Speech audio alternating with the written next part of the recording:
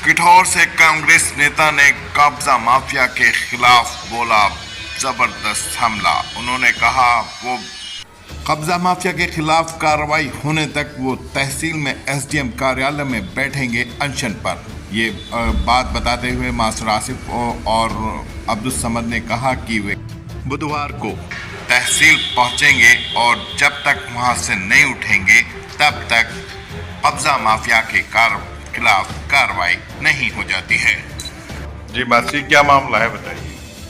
मामला क्या है, किठौर में भूमाफियों का एक गैंग सक्रिय हो रहा है जी। और प्रबंधक गांधी मेमोरियल इंटर कॉलेज का सगाई तायाजाद भाई हाजी रईस और उसके समकक्ष उसके साथी सिपाही गांधी मेमोरियल इंटर कॉलेज की सरकारी जमीन यानी कि श्रेणी 6 होगी 2521 नंबर पर अवैध 3 दिन से निर्माण चल रहा है और पटवारी बार बार उस पर आख्या बदल रहा और लाखों करोड़ों रुपए की कई करोड़ रुपए की जमीन जो है उसने माफियों को घिरवा दी।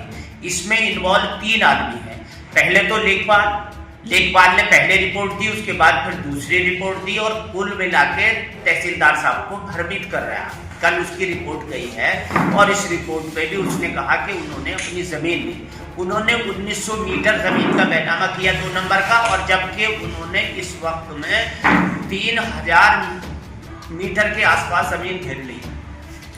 और गांधी मेमोरियल का जो प्रबंधक है जावेद जी जिनका नाम है, वो पैसे लेके गिरवा रहे हैं। 2718/3 है, उसमें उसके भाई ने ही प्लॉटिंग कर दी।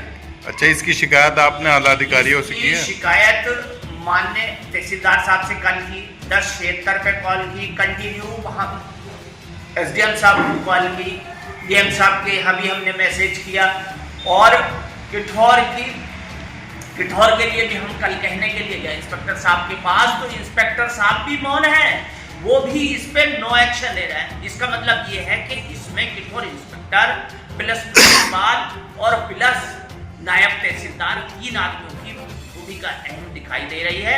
कल हम एसडीएम साहब के यहाँ अनिश्चितकालीन धरने पर इसके विरोध बैठ रहे हैं और जब तक इन पर कार्रवाई नहीं होगी तब तक हमारा अनशन जारी रहेगा।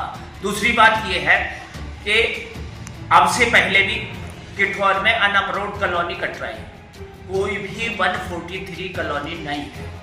रीजन कोई शिकायत करता है तो शिकायत वाले को ये धमकी देके बिठा देते और पटवारी उनमें ठीक ठाक पैसे दे रहा है। सरकारी और भी बहुत सारे नंबरान हैं जिनको उसने गिरवाया है और 143 लोगों को ये।